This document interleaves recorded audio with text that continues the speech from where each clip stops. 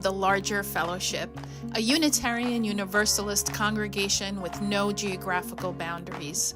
We believe in cultivating curiosity and transformation that is rooted in profound love. The COVID-19 pandemic has irrevocably shaped how connections are formed in congregations across the United States and the world. The Church of the Larger Fellowship is committed to being a resource within Unitarian Universalism and beyond. From worship to covenant groups, from classes to pastoral care, and from our monthly magazine Quest to our online community hub and our letter writing ministry, we have found ways to build connection and community, even through the screen. We have been a model for ministry on the margins, providing services for isolated Unitarian Universalists, becoming a spiritual lifeline for our members in prison. The CLF supports the ministries of those who hold target identities: Blue, Black Lives of Unitarian Universalism; Trust, Transgender Religious UU Professionals Together; and Drum, Diverse Revolutionary Unitarian Universalist Multicultural Ministries, just to name a few. We know better than anyone how deep and meaningful connections can be formed, even from a distance.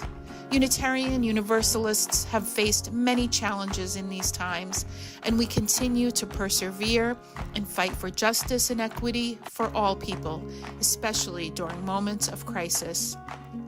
We are proud to be a leader in this faith movement, and we invite you to get involved in our ministry. We strive to be a place where anyone from anywhere can find spiritual refuge anytime they need it.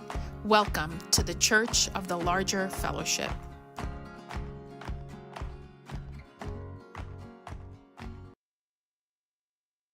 We are so excited to bring you an all-new episode of The VUU.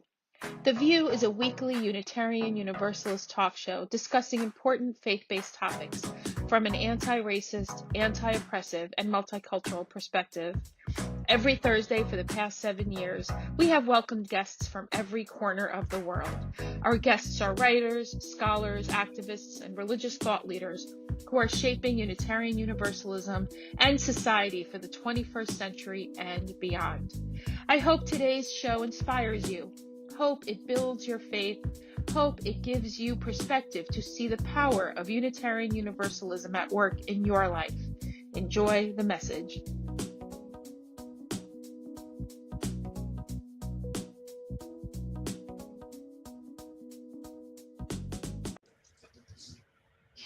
Hello, friends. Thank you so much for joining us again on this, our final VUU for the season. I am Christina Rivera. I'm one of the three co-lead ministers of the Church of the Larger Fellowship. I'm coming to you from beautiful, hot Central Virginia. That heat wave is skirting us, but really hitting beautifully in the areas of my co-hosts. Michael, how are you doing? I am staying cool, Chris. Michael Tino here, joining you from the Hudson Valley of New York, the land of the Kitchewan and Wappinger and Munsee Lenape people.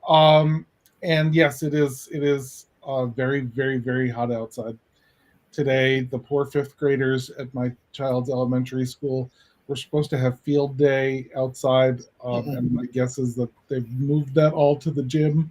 And it sucks that field day has to be in the gym. And we're doing our best to stay cool. As I said earlier, amongst the hosts and guests, today's excitement is seeing if the solar panels on my roof can actually provide enough electricity to run the air conditioning. So far, the air conditioning is winning, but the afternoon is when the solar panels really crank up. So we'll see. Well, the race is on. DC Fortune, how are you doing? Respectfully dissenting there in central Pennsylvania.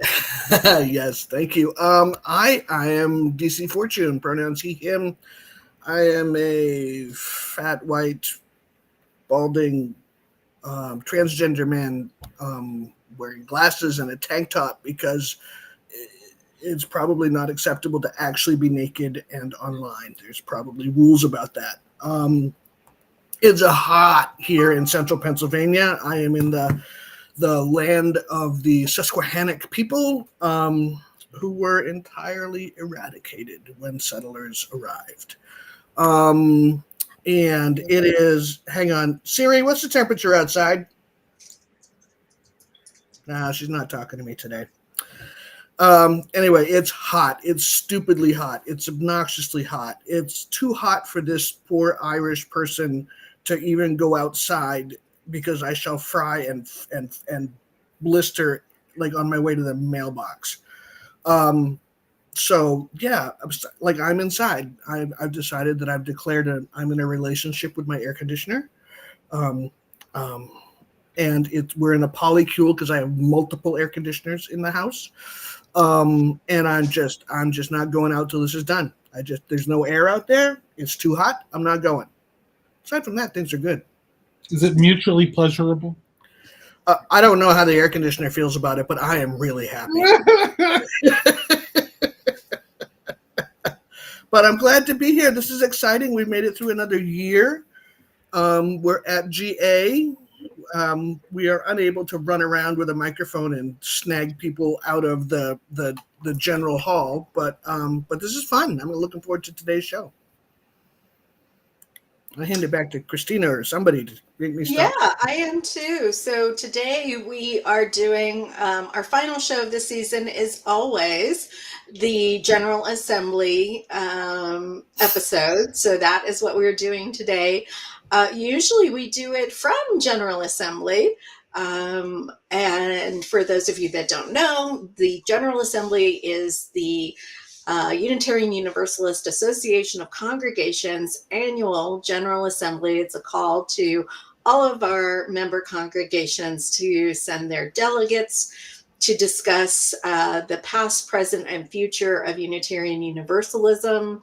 We do business, we do fellowship, we do worship, we do General Assembly over the years has grown to include workshops and learning opportunities, and just so much is packed into the week, 4 days, 5 days, whatever it is, of General Assembly. And recently, since COVID, since 2020 was our first online General Assembly. Last year, the UUA decided that we are going to do every other year in-person General Assembly, at least for now. That isn't it hasn't been decided that for forever, but certainly for now. So this year, General Assembly is virtual once again. Last year it was in person at, oh Lord, where were we last year? Pittsburgh. Pittsburgh. Okay, I got it right. I knew where I was. And next year we will be in Baltimore. But this year we are virtual. So I guess my first question to the gathered beloveds is, what does virtual General Assembly feel like to you? If you've participated in a virtual General Assembly, how does that feel? If you've done it before in person, or you've just ever done General Assembly virtually, what does that feel like to y'all? It's interesting for me. I mean, Chris, you and I both know that life at the Church of the Larger Fellowship happens online, right? So my entire ministry takes place sitting in front of this computer. And I have learned to build my life around the edges of my ministry, or build my ministry around the edges of my life, is probably a better way to put it. And GA online in this space while I'm working and managing a family just feels like one more thing on top of it. I have not, and I know that there are many people who have done better than this. I have not been able to carve out the time for General Assembly that would be good. So I'm a business only delegate. I'm going to do my best to make it to the general sessions. I think it's important to exercise my vote, especially on the important matters of Article 2 and the actions of immediate witness that are before us. But for so many people, it's so much more accessible, and for me, it's not, because like my kid still comes home at 3 o'clock, and when I'm in Pittsburgh, somebody else is taking care of my kid when she comes home at 3 o'clock. Just to be really really super honest. I mean, I think that's 100% true for some folks. Is the accessibility is increased in some ways and decreased in some ways. My I daughter, too, my yeah. daughter is a GA baby. So those of you who've known me a long time know that I left GA in Louisville, Kentucky, because she was being born. I got a call from our adoption caseworker. Your daughter's birth mother has gone into labor. Get yourself to Tampa, Florida. So I left Louisville in a hurry, which means that her birthday is usually during or close to GA. So when I'm home, even if I'm participating in GA, like we're celebrating her birthday on her birthday, which is tomorrow. And so it's hard. It's hard for everyone. It's easier for her if we do her birthday party another time and I fly off to Pittsburgh. Not that that was necessarily an altogether pleasurable experience either. Yeah, I've only ever experienced General Assembly virtually as a religious professional. So I will say that I think that if I was experiencing General Assembly as a congregant, I wonder if it would feel different. Because I experienced General Assembly virtually as just another thing trying to grab for my attention. Whereas when it's in person, it's the only thing I'm doing. And I'm there, I'm intentionally leaving work, I'm not trying to be in general sessions and answer work emails as much generally because the Wi-Fi and reception suck in the general session halls. Really good in the house. Right. And so, I don't have two screens on. I'm just in there looking, at it. And so, there's that. And I will say, in Pittsburgh, I was having some health issues. So I appreciated that general sessions, I could watch it on my laptop in my hotel room when I wanted to and still go, in person when I could.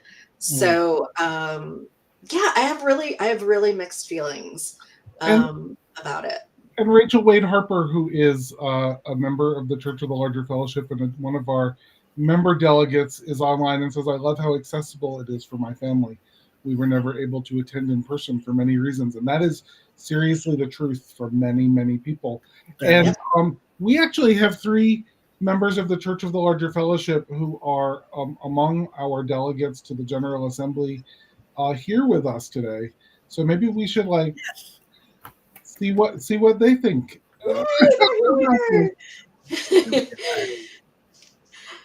So I'd love to introduce, we have Alexandra Dixon, who just recently served as our moderator for our CLF annual meeting. Thank you so much for that service, Alexandra. It was a blessing.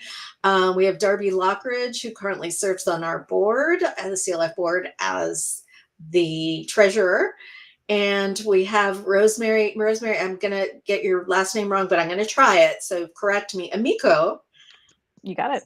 Yay, I did it right. Amico, who is a fabulous volunteer in many places, not the least of which is one of our coffee hour hosts after our CLF worship service on Sundays. Blessings on that. I know that small but mighty community really appreciates the space to debrief worship and just be in person, just like any other coffee hour that happens. So for you all, what does virtual General Assembly feel like? I'll be honest, I am not attending virtual General Assembly because I am a caregiver to a person with dementia, and it's too much for me to, even with a caregiver, it's too much for me to try and manage the person and the caregiver and caregiving and try to pay attention. So I am sending all my love and all my good wishes to the people at Virtual General Assembly. We've got some important decisions to make, but that's the extent of what I can do right now. Yeah, it's for real. How about you all? So I've never been to General Assembly before. But if I were to attend, it would have to be virtual. I'm mostly homebound due to disability, and so that's part of why the CLF is such an important community for me. Is that I live in a city with 3 wonderful UU congregations, and I can't go to any of them. So the CLF is where I go for that. So yeah, that would be an important thing for me if that was something I decided to attend in the future.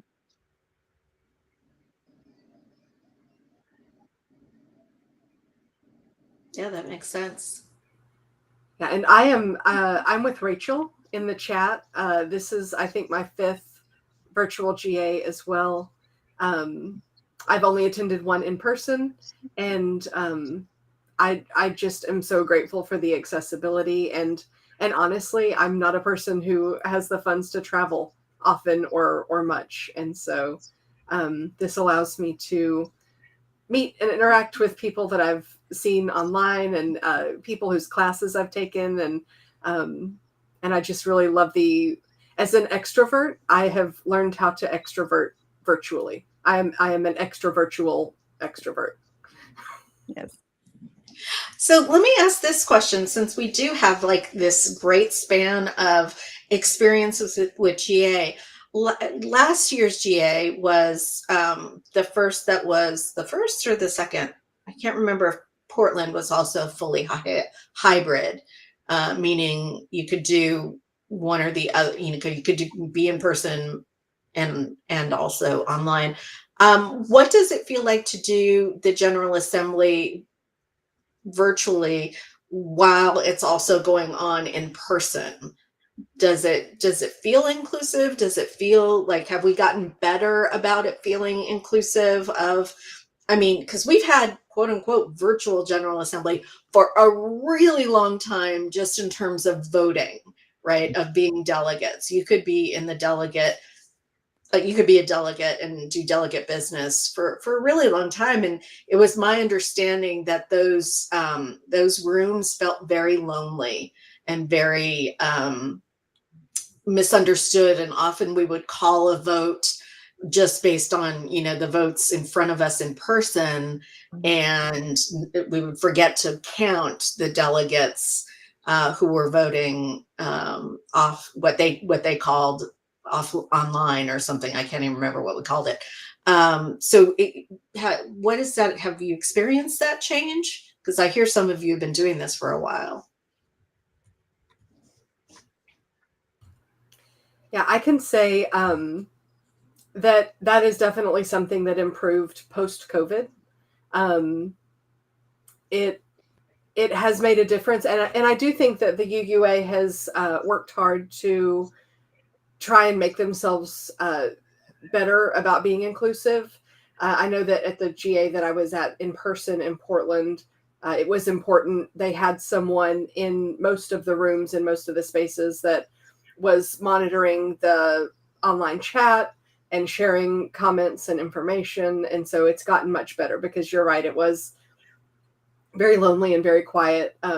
It felt like 2 separate communities. All of us online were having our own conversations, and everyone in person, of course, was as well. And I think that both just having someone designated to bring those comments into the live space, and also I don't remember if they called them like GAMCs or something that they've had the last couple of years, where Right. Yeah. it kind of they acted as a connection between the two communities. If I can, I'd like to echo something that Rachel said in the chat about being concerned about environmental impacts of people traveling so much, and also add to that we are actually still in a pandemic, and every time people come and travel from far away and congregate in the same space, that is a super spreader event for COVID, which is still going around. So. Yeah, we have managed to have some events that have not become super spreader events with really intentional practices, both before, during, and after the events. And we've had some we being the Unitarian Universalism in general.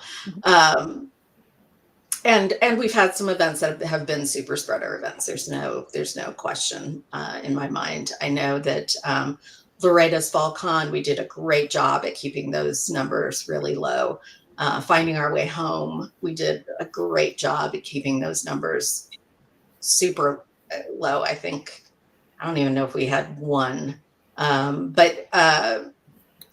we had GA in Portland, our first GA back together, which was, I don't know what the technical term is for super spreader event, but when I know multiple people who have to stay in the hospital or stay in the hotel for a week past the event, and are finding different ways to drive home instead of getting on a plane, I consider that super spreader. So I think we're doing better. Last year in Baltimore was a lot less so. Pittsburgh. Last year in Pittsburgh, was a lot less so. So I do think that we are learning to live with COVID and take better care of each other in living with COVID, because that is definitely not something that's going away. Right. Given the fact that we just can't, as a country, get it together. Last year also was the first year, I think, that we were. Portland felt like sort of a test case of how is it that we do GA in person, and we learned a bunch of lessons. And last year, I think in Pittsburgh, we were much more mindful about adhering to the promise to wear our masks.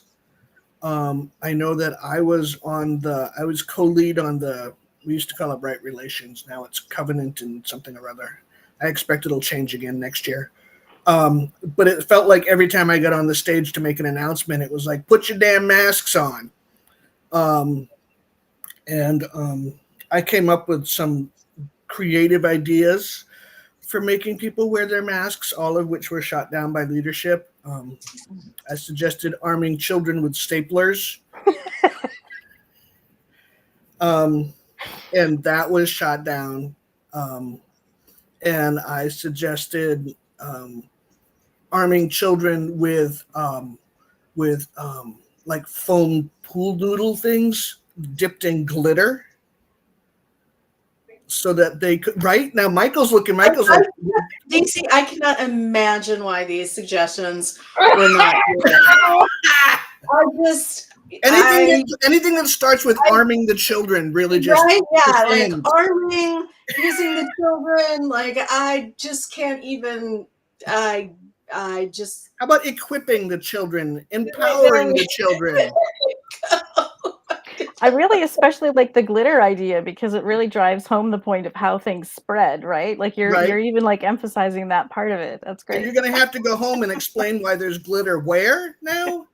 Yeah. Right? Like all of you have to go for months. Yeah. The herpes of the craft. One of the things that we do at General Assembly, which we asked you three to be here, is we do the business of the association, meaning we intentionally think about how we are collectively presenting Unitarian Universalism to the world and to ourselves.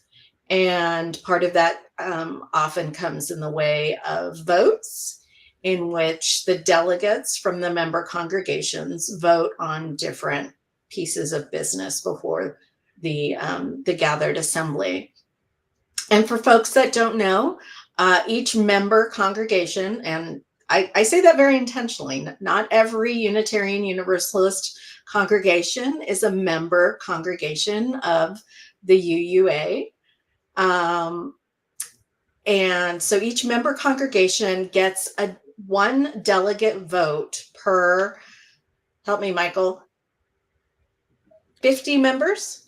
It's 2 for the first 100 or part thereof, and then 1 for every 50. There we go. After that, except for the Church of the Larger Fellowship. I was hoping you would say a little bit about that. Go for it. Whose member delegates are capped per the UUA bylaws at 22. So we get 22 member delegates for our 3,000 members, 3,100 members. So, and how many would we get if we were treated the same Chris. every other? I think we did the math last time. Oh gosh, I want to say it was like 48 divided by 50, 62. 62. See, it's going up. So yeah, we are capped by the Unitarian Universalist Association bylaws. We're the only congregation mentioned in the UUA bylaws, and it is to cap our delegates because why? There's lots of different theories as to why that is, but that's where we are right now. We would love for that to be taken up by the association at some point in time in the future. But of those 20, how many? 26, 22? 22. We get 22. 22. Of those 22 delegates, we have 3 before us in Alexandra, Rosemary, and Darby. So I'm not one. Oh, I'm sorry. And Alexandra and Darby. What's that process like for you all? Like, how do you engage with the business of the association? Well, first of all, I want to say a couple of things because it's completely off topic, but there have been 2 birthdays recently in the CLF. Michael and Christina have had birthdays within the last couple of weeks, so let's wish them both happy birthdays.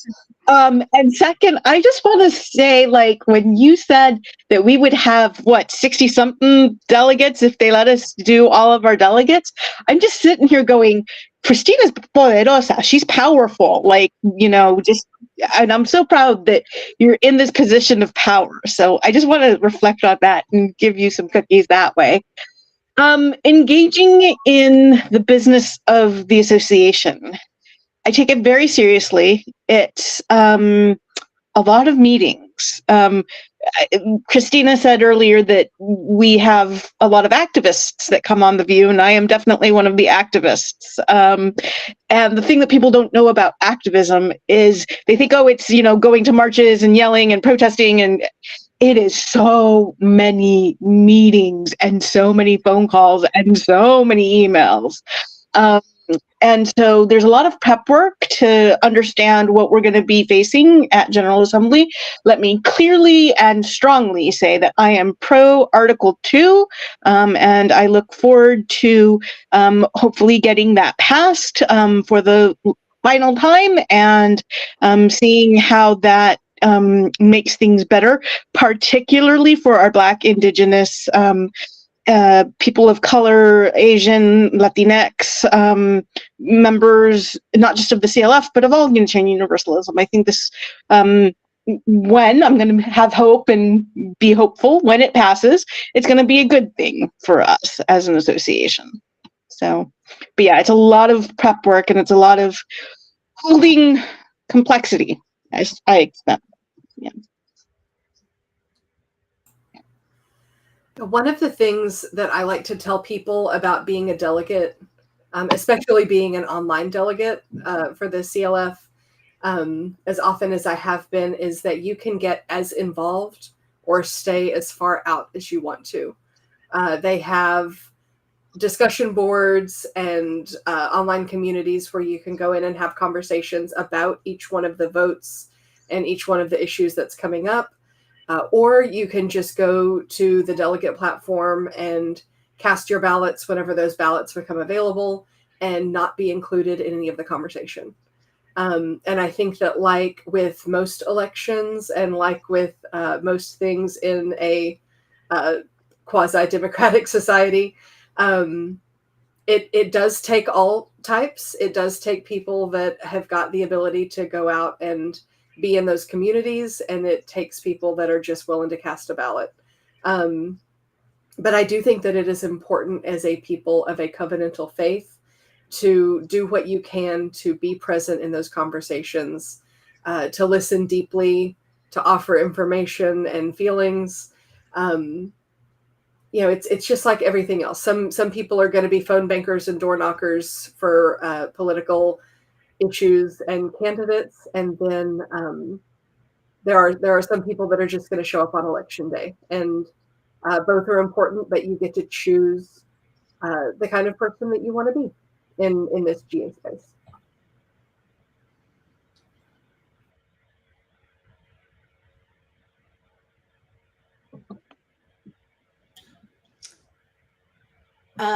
Rachel Wade Harper asks, when did CLF become capped? Is it because members can hold dual membership in a brick and mortar churches? I don't know when it became capped. It is not because we can hold dual membership, because folks can hold dual memberships in 2 brick and mortar congregations and still serve as delegates. So it has nothing to do with that. I don't know when that was added to the bylaws, or if it was there since the beginning. It's a good question. So, one of the reasons why we asked Rosemary and Alexandra and Darby on the show is to talk about what it's like to be part of the online community of the CLF outside of GA2. Right? Like the GA is where it's super important, and it's happening right now. And I am also very pro Article 2. Please vote yes on Saturday. If you're out there listening before the vote happens.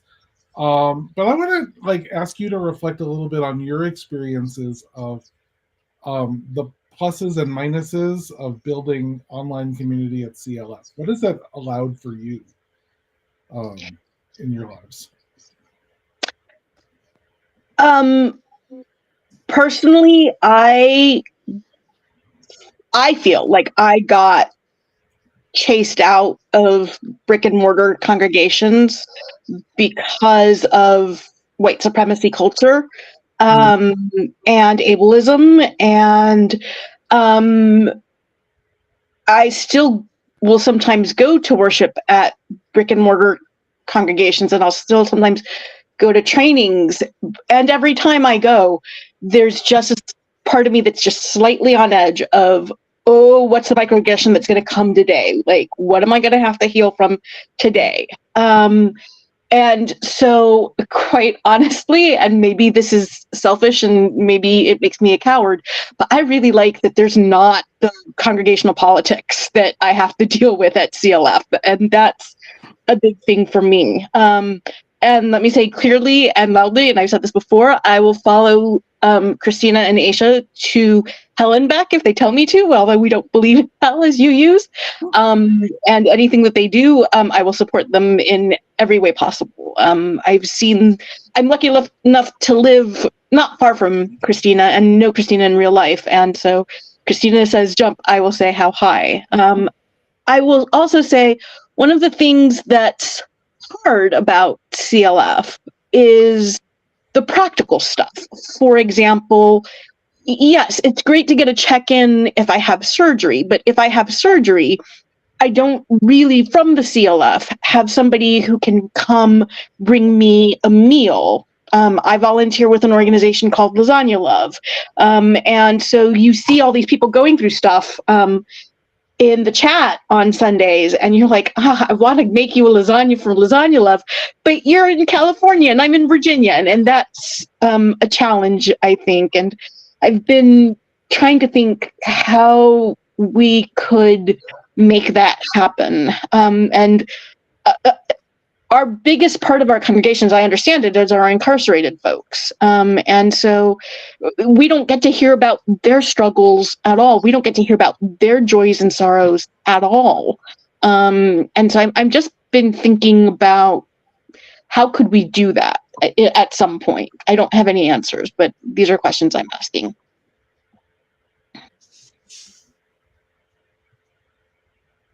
Yeah, that practical piece that you can do when you're in real space with people can definitely be a challenge. I think I mentioned before, I'm fairly homebound due to disability. So for me, having an online community is incredible. It's the only way for me to be in community.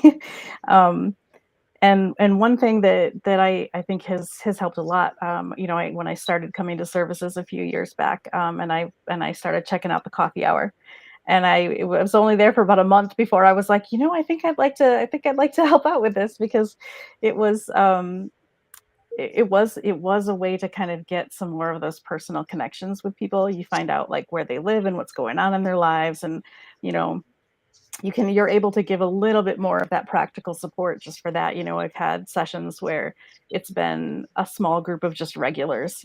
Lots of times we have new people coming in too, but sometimes it'll just, and everyone will be like, what, we should exchange emails, and or what, we should get in touch in this way, or we should connect on Facebook or whatever. And it's a way for people to kind of, make those interconnections a little bit more organically than you would in some of the other more formal ways that we have. And so that's been a huge blessing for me to get to be a part of that.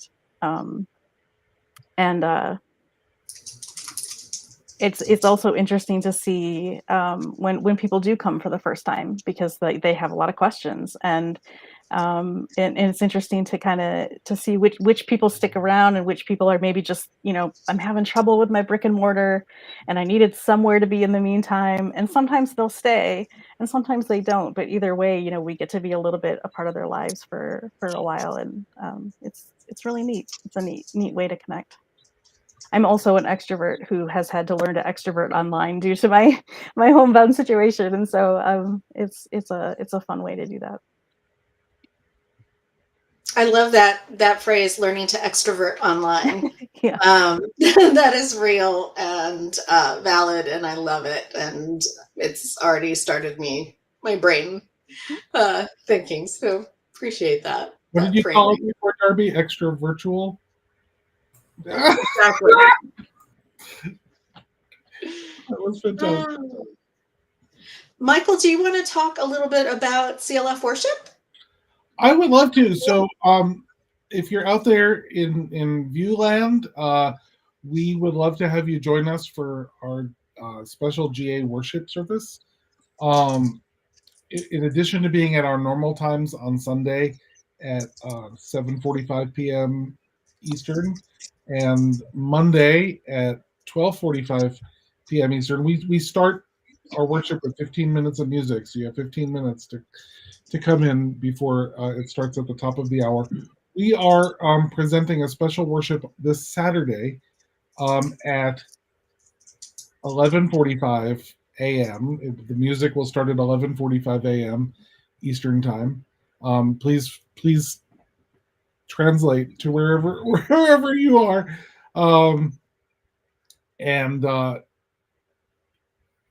it is open to everyone. It is not just open to people at GA. It is not just open. All three of our worship services will be the same. So pick the one that works for you. It is clfuu.org/GA worship to register for the one on Saturday. We have reserved an extra large Zoom room for Saturday so that anyone who wants to come can come. And if you're a team worship Sunday or Monday folks, you can stay in your community at your time too, or experience it twice. Once with the larger GA community, and then once with the smaller Sunday and Monday worship community at GA. We're looking at what it means, and maybe this will lead to a question, what it means to us to be united in love, to be bound together in common purpose for liberation, in one congregation, to folks that we're not in physical proximity to folks who might be across the world from us, to folks who might be excluded from religious community because of their identities or abilities, and with 1,800 Unitarian Universalists who are incarcerated right now. What does it mean to us? And that's what we're looking at. The theme of this GA is Love Unites, Stories Ignite. So we're leaning heavily into the Love Unites half of that. So maybe I'll ask the three of you: what does it mean to you to be united in love in one congregation with this amazingly diverse group of people all over the world?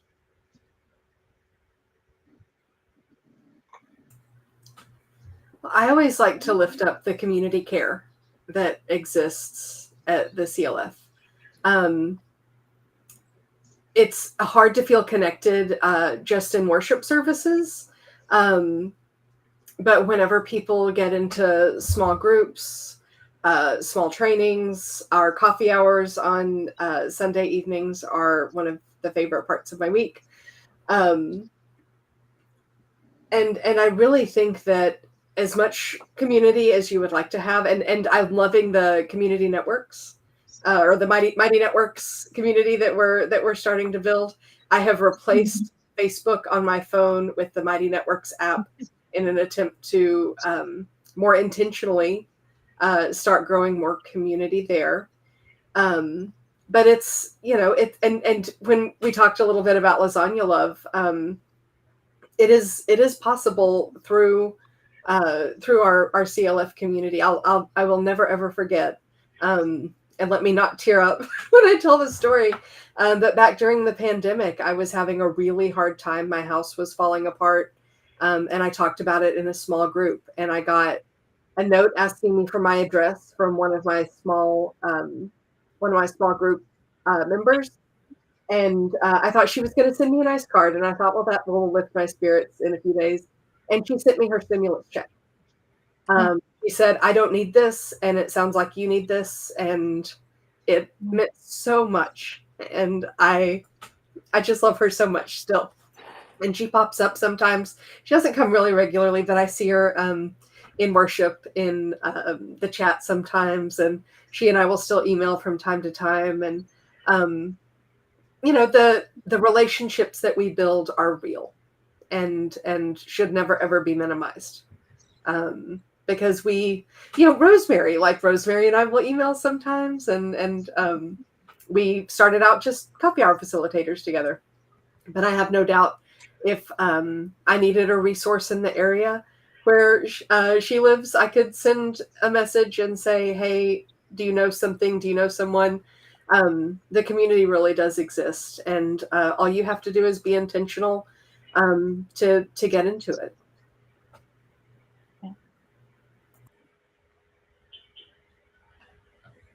I think one of the things that being in an international community brings up for me is the interdependent web of all existence.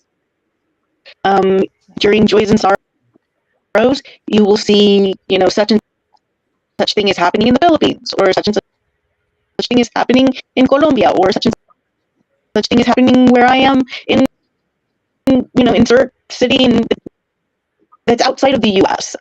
And so you care about what's going on, and you find out about what's going on in a way that maybe U.S. media doesn't tell you what's going on.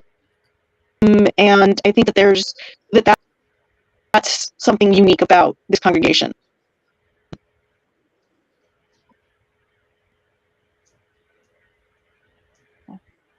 Absolutely. I love that. I love but even, so we're going on 4 years as being the co-leads of the Church of the Larger Fellowship. And I am better and still intentionally try and remember that we are, when we're doing Sunday worship service, that's Sunday evening for some of us, but not all of us, right? It may be a different time in India or South America or Japan, or a different day. And so, my good evening greeting may land some kind of way for somebody who's starting their day. And I need to, remember that my experience is not everybody's experience. And it's a great reminder of my role in the collective, and that it really is the collective experience that we're looking for at CLF, but as individuals, if that makes sense. I did want to celebrate one thing that Cynthia Townsend had put in the chat. I'm not sure if it made it onto our chat screen online, but Cynthia said, I'm a delegate. I'm looking for others to celebrate that UUism has gone from General Assemblies where the votes and discussions were about the punctuation, my friends, of what was before the gathered beloved body, to now discussing what we value, our actual values, and how we want to put those values into work, and how we want to be in the world. And amen. I mean, I don't even know if I can say amen enough about that.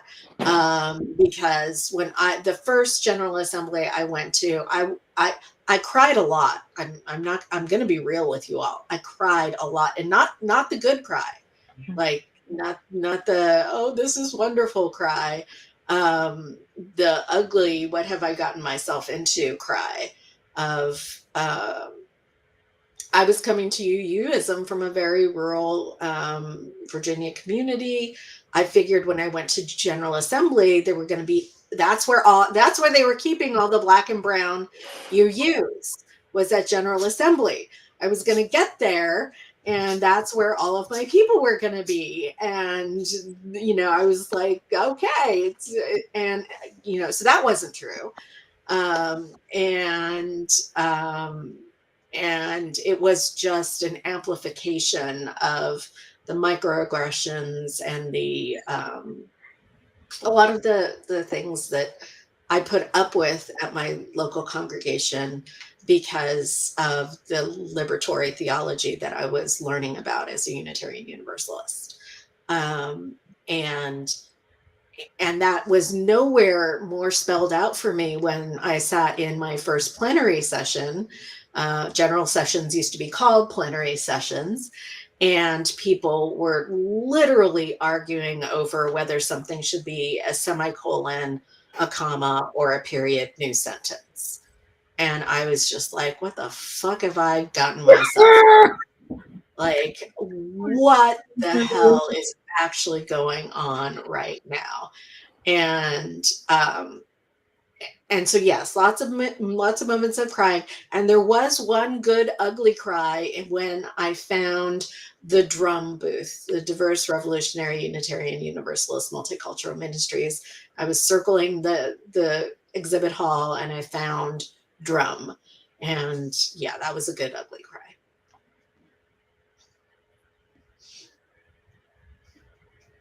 Well, thank you, Cynthia, for lifting that up.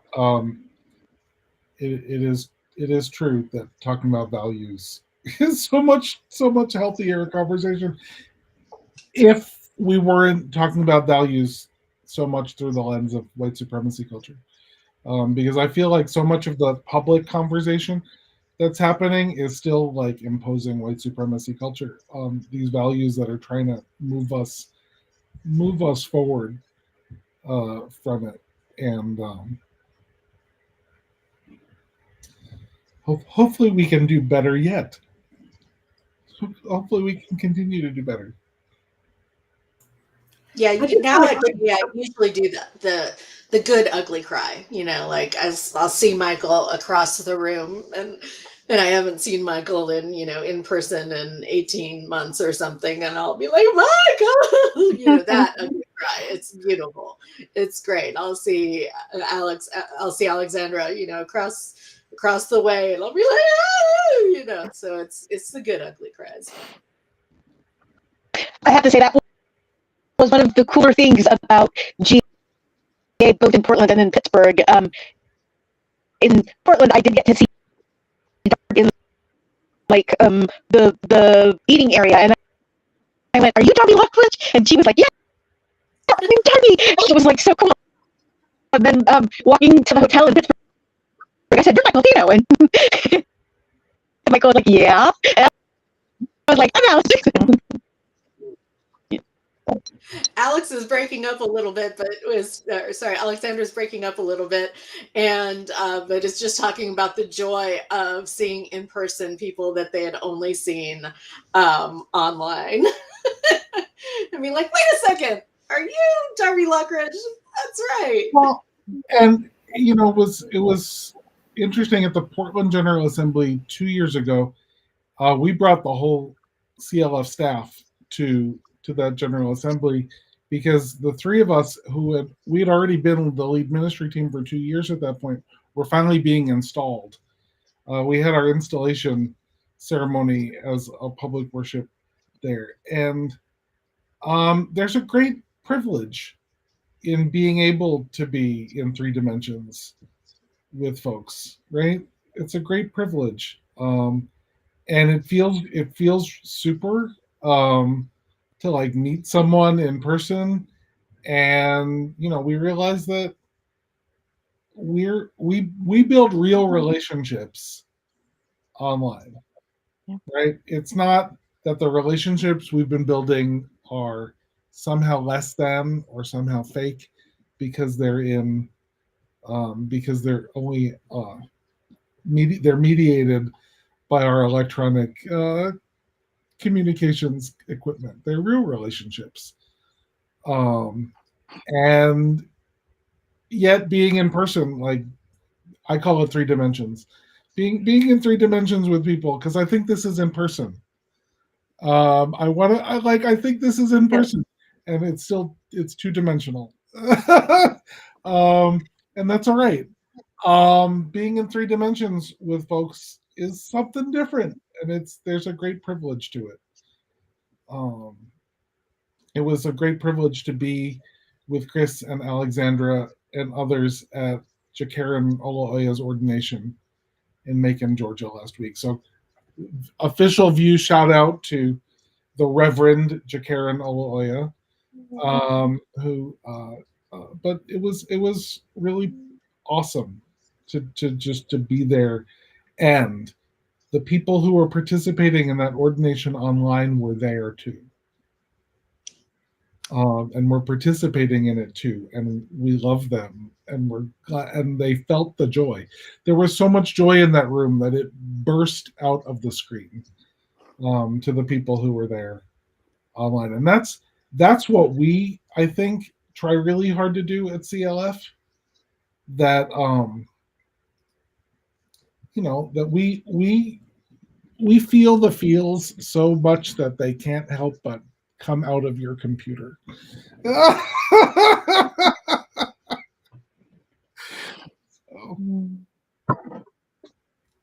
Amen.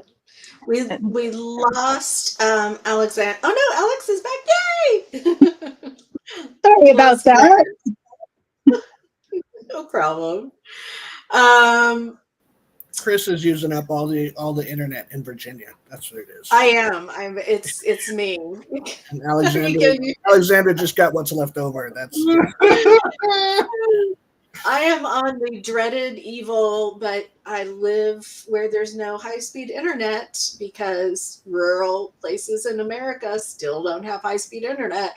So I use Starlink.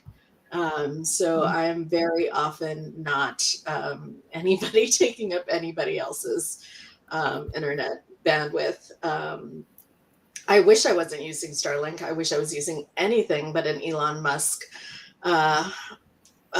product, but I have to live, I have to work, and as someone who can't seem to disengage from Twitter, I feel you. Yes, I feel you. And as horrible as so many of the things he's done in this world are, Starlink is pretty freaking awesome. It really is. It's the one thing that I feel like that maybe he's just left alone and left the engineers to like do their thing and the product folks to do their thing. So and he hasn't changed the name of it yet to something ridiculous. So and it just X-Link is coming because he names everything X. I know, like X-Link. Yeah, that's probably what it'll be. But yeah, it just works. And rural America, the rural US needs high-speed internet. That's a whole other show, but for now. Yeah, we'll get 6 of our folks from rural America who will all be turkey because they don't have right. Well, I'll be like that. And it'll just look like we're at a rave. I think it's absolutely on topic though, because how do you build online community with people who can't access online, right? Yep. Like that's always a challenge too. And I will say it's very much a privilege because for me to have Starlink, because the lowest Starlink plan, which is what I'm on, is $120 a month. Ouch. After you pay $1,000 for the equipment. Wow. And Holy. yeah, and the equipment is like we live in rural. I mean, that's why we just had a bunny rabbit or a groundhog or somebody chew through our Starlink cable. So I had to pay another $250 to get the new cable that you can only get from them, right? To reconnect my Starlink. So yeah, it's a thing. It is a thing. And you're absolutely right, Rosemary. It's like, what are the if it had been treated the way everybody had asked it to be treated, which was like electricity and the phone, then everybody would have had it. But it got treated as something else, something optional. Because what they did, for folks who don't know, what they did with electricity and phone, because those companies wanted the major metropolitan areas, they wanted to get into those areas. And so what the government said was, fine, we will let you in here, but you also have to provide service to rural areas. You have to lay the cable, you have to connect electricity, you have to connect telephone lines, you have to do that in the rural areas if you want the access to the heavily populated areas. And that's how we got electricity everywhere. Most everywhere in the US, but that was not how they treated the internet. And now we have huge inequity in that. Yeah, and some states have done that, right? So DC mentioned that Maine has. I know North Carolina does it too. They actually do it through the electric companies. They consider their electric companies to be electric and internet utilities. Oh, that's cool. The same companies that provided that rural electrification, which was mandated, can carry high-speed internet if you have electricity. Yeah, but and state by state thing. Right. Well, and we saw it during the pandemic when classes went online and virtual, and they. For kids in our area to get to a library, to park in the parking lot of a library is 45 minutes one way drive. So it wasn't like, and that's if you had the transportation, right? Because before they had school buses that were taking the kids to and from school, and now you didn't have that happening. So not only were kids not getting fed, they weren't able to access their studies unless they somehow found a way to get to the library. So it's a whole thing. Yeah. But we are way off topic and back to General Assembly, although not really, because we are talking about access and the ability to participate. So any thoughts on that? So. Go ahead. Yeah. No, I'm just noting it's 1:00 here on the East Coast, so we're wrapping up. I know, Alexandra, you have to get back to work. You've been kind enough to join us on your lunch hour. Rosemary, Darby, Alexandra, do you have any final words to leave us with? Just words of gratitude for being co-leads of the Church of the Larger Fellowship. I know that, like, I don't have to deal with congregational politics, but y'all do. So thank you for dealing with those on our behalf. And much love and appreciation. Right back at you. Absolutely. And I think the conversation about accessibility could be like a whole other series. So I'm glad we at least got into that a little bit. But yeah. And maybe we'll have that series next season. Well. Yeah. And I just want to say that Hey, Don't I Know You exists in online spaces as well as in 3D spaces. So if y'all are heading to general session, in the chat, if you see one of us there, say hello regardless. Yeah. And thank you to all of our folks who joined us in the chat. Go well into the general session. And yes, and we will see you at a not yet determined date in the fall when the VUU will return with episode 1 of season 12. Yeah. Usually mid-September, so watch for it on your Facebook and YouTube. Exactly. Bye, y'all. Bye. Thank you for joining us. Special thanks to those of you who give generously to this ministry. It is because of you that this ministry is possible. You can click the link in the description to give now, or visit clfuu.org/give for more information. We hope you will join us next week for another episode of The VUU.